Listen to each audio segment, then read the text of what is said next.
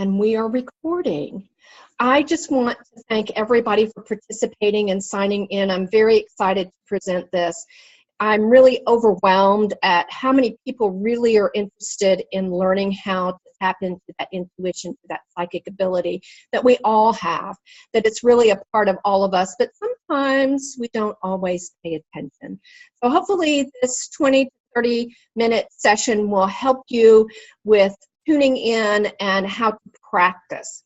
Now, I always like to start my session with a prayer.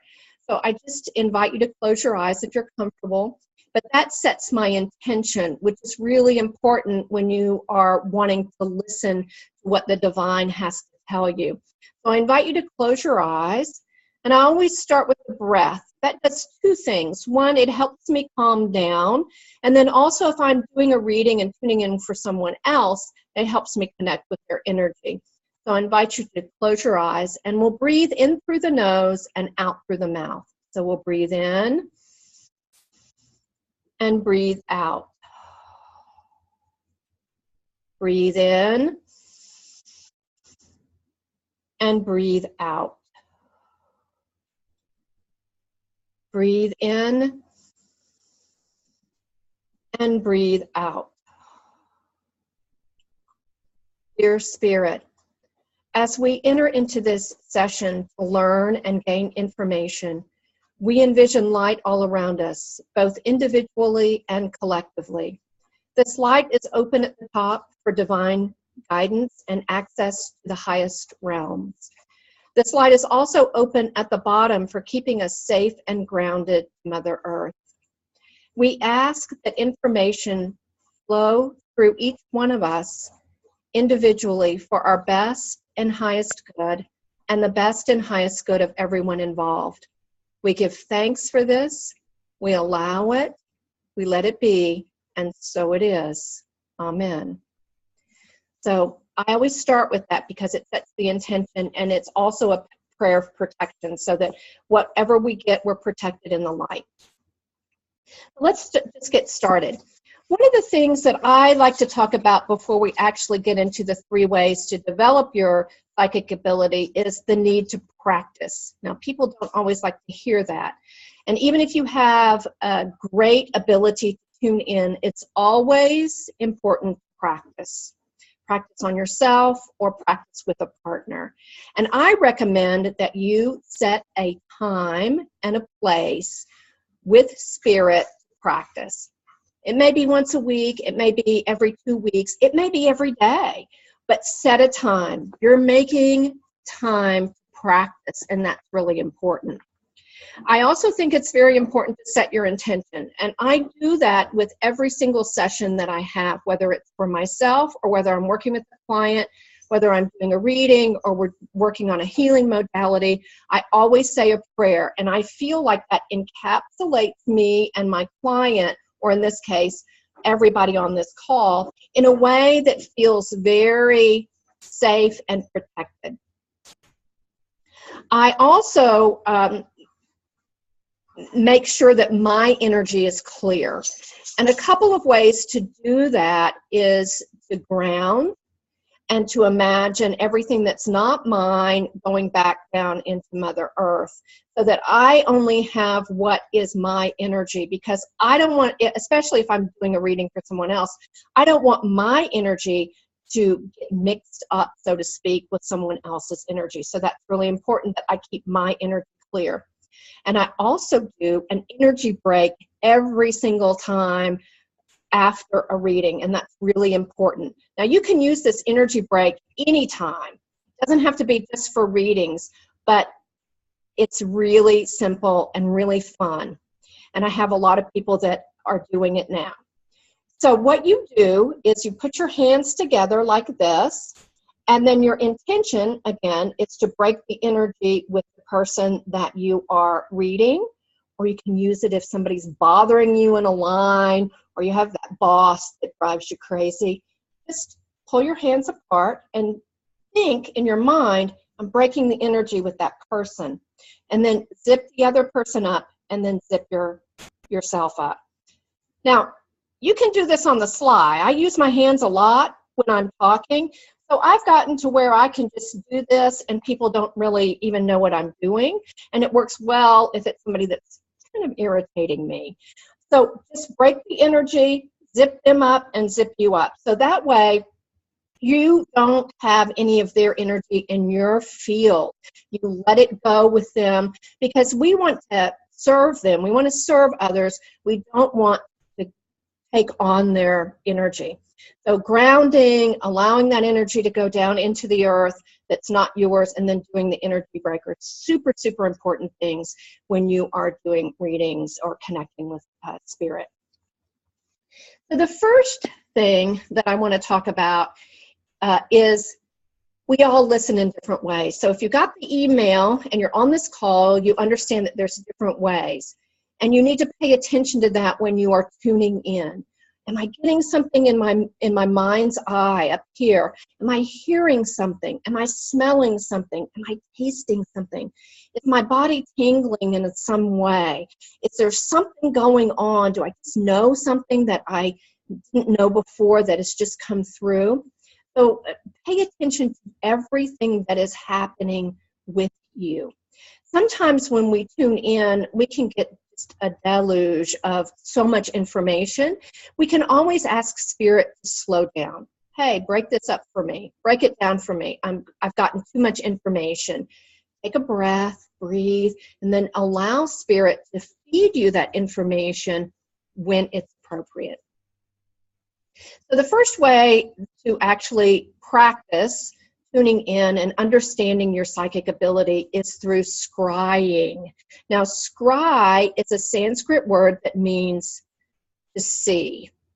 Now, if you've ever seen a fortune teller look at a crystal ball, they are looking at that in order to scry. They're not actually looking into the ball and thinking that some image is going to pop out of the ball and start doing something, even though a lot of TV shows will project that. It's a way for the mind to get quiet and to have what they call a soft focus. So one way to scry is through a crystal ball. You can also get a scrying mirror, which is a black mirror that you can look into. And it's just a way to quiet your mind. One of the ways I love to scry, and it's something that Leonardo da Vinci did, is to light a candle, put it at the end of your bed, and watch the reflection of the flames off the ceiling or off the walls. It allows your mind to relax so that you're getting into that space where you can allow information in. So there's other ways to scribe. Those are 3 ways that you can scribe pretty quickly. Did I do 3? I did, let me think for a second. I did the crystal ball, I did the candle, and I can't remember, so I'll tell you another one. Another way to scry is ink scrying, and they used to use this a long time ago. So they would put a drop of ink on your little finger, and then you would focus on that. You would focus on that ink, and it would allow your mind to actually get into a soft focus. So I have a question, and scry is spelled S-C-R-Y. So thank you very much. And you can look that up, and there's great books on that. So scry. It's a great way to practice and to understand your intuition or your psychic ability. Now, another way, which I love, is psychometry. And that is spelled P-S-Y-C-H-O-M-E-T-R-Y, psychometry. It's used with the police force. If you've ever seen a show that has gone to a psychic to try to figure out a crime, and they take a piece of clothing or they look at a picture and the psychic says, oh, I see this, or I feel this, or I hear this, that is using psychometry. And we can do that too. Get a picture of someone or something and see what information you get for that. So again, you're going to set your intention. You're going to get a picture. It could be somebody living or not living, or an object. and you're going to hold it in your hand, or you're going to look at it, you're going to gaze upon it. And you don't want to look at the picture and say, oh, this person is smiling. You want to get the essence of that. So you allow your mind to get soft. You allow your mind to relax so that you're getting information. Now, I teach a class in psychometry, and it is always so much fun because I ask people to bring things to share with other people, and then we pass them around, and people can pick up very quickly on objects. So I would suggest that you do this with a friend or two. Ask them to bring an object over to your house, something small so that it can be passed around and handled easily, and just hold it in your hands and see what kind of information you get. Now, if you know that you're clairvoyant, you can always put it on your third eye, close your eyes, and hold the object up here, or even the picture up here. If you're clairaudient, you can put it on your ear. If you're clairsentient, you may want to hold it at your heart. So you can use that object or that picture and actually place it in different places in order to get information. You may even want to smell it. If you are clairsent, smell things, then you smell that object and see what it smells like to you, because you may pick up something that someone else doesn't. I'll give you a great example of this. My brother, who has passed, was a great big pot smoker. And every time he comes to see me, my whole place smells like pot. So I know that Rick is here. And no one else can smell it, but I can smell it. I know he's here. He smells like pot. My place smells like pot. So I have to say, Rick, I know you're here. Get the pot smoke out of here. Immediately it's gone, and then I get a message.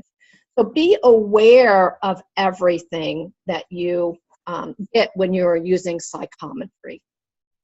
Great way, fun way. You can practice by yourself, but it's always fun to practice with a partner too. So another way that you can develop your psychic ability is the envelope method. Now, so many times people want to ask you a question. They come to you and they say, I want to know blah, blah, blah. Bottom line is we already know the answers, and we don't really need the questions. When I do a session, I send out two things. I send out a consent form, which allows that energy to start flowing between me and my client. And then I also send out a list of questions that they may want to ask. And I'll talk about what kind of questions are great to ask in just a moment. But I send that out so that they can sort of prepare for their session with me and really understand what it is that they want to learn. So if you use the envelope method to understand your psychic ability, you need a partner. It can be anybody on the planet. And you ask them to write down a question and put it in an envelope. They don't show it to you. You have no idea. Then you take some time, you tune in either by scrying or saying a prayer, you set the intention, you meditate, but you sit and you tune in and you say, show me what I need to know about what's in the envelope. And then you write down everything that you get.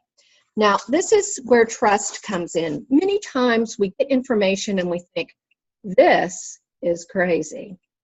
But we write it down anyway because we're not judging with our mind. We're just receiving. We're in that element of receiving.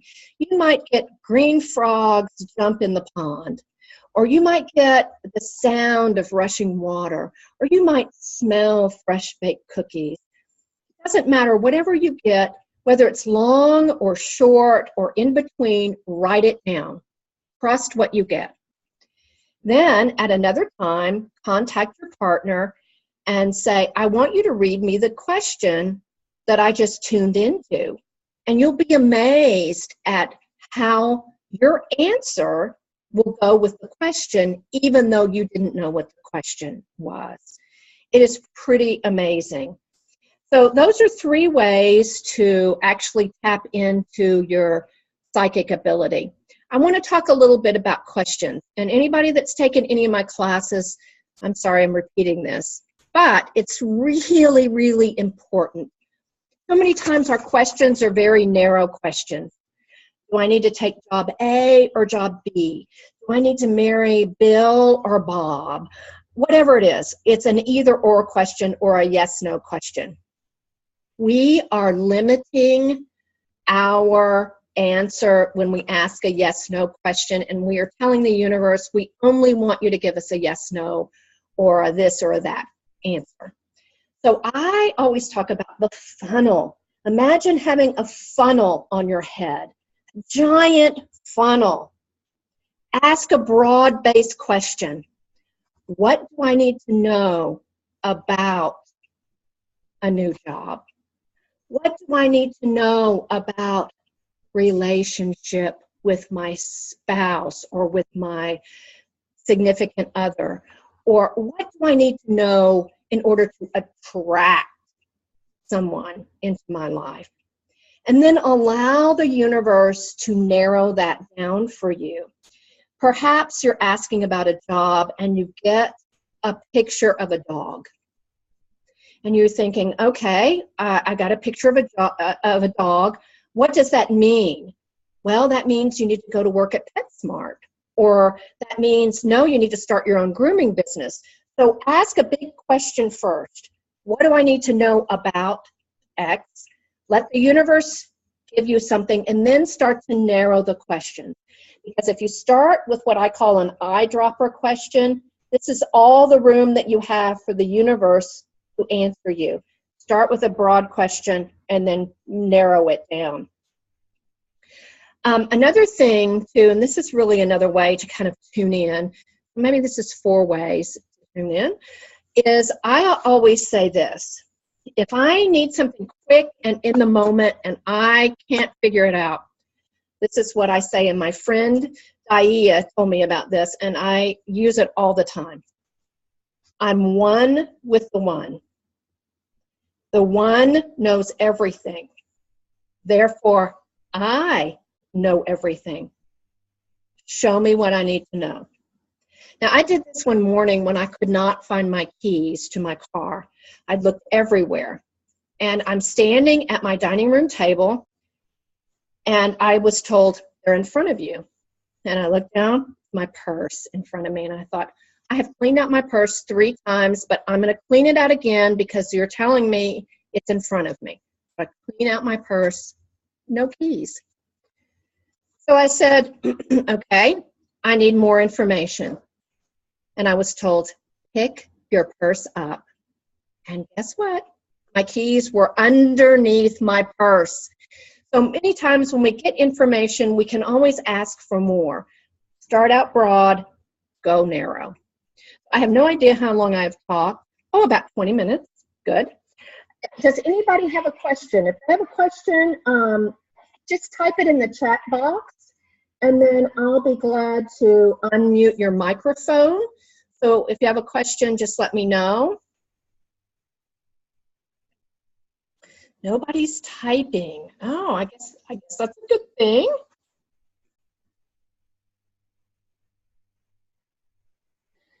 Okay. Oh, one new message. Can you do a private session over the phone? Yes, I do phone sessions all the time. I absolutely love it. And I'm so glad that you brought that up, because energy is energy. In fact, I really prefer to do sessions without seeing the person, because I'm not distracted by anything. I'm just in that zone and I'm allowing information to come through. So anybody that is on this call, or anybody that wants to have a session with me, I'm going to run a special. I'm only going to have it up on my website through Sunday, probably around 5 o'clock. A 30-minute session will be $30. It's usually $65. And you can buy up to 2. So you can have an hour session for $60. An hour session is usually $120. So it's really half price. But you got to purchase it by the end of Sunday, and then we'll schedule it later. We can schedule it within the next couple of months or whatever, so you don't have to do it right away. But that's my offering to you for being so kind and tuning in. I really, really appreciate it. I appreciate the compliment So I am so grateful for everyone being here. Are there any other questions?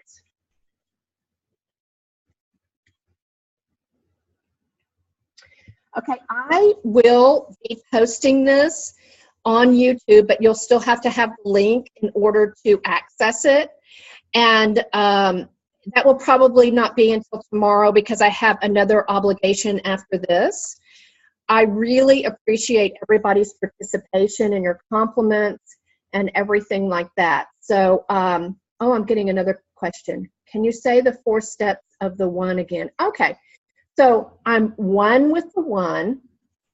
I'm one with the one. The one knows everything. Therefore, I know everything. Show me what I need to know. Pretty simple. Very effective. Okay, how do you get past feeling stuck? You know, that is really a tough question because it's a little bit different for everybody.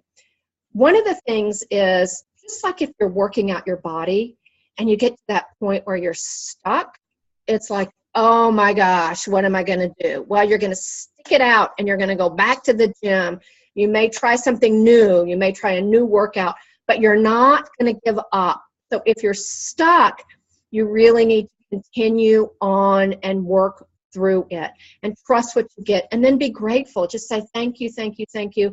I'm so delighted that I have gotten what I need to know. So I hope that helped.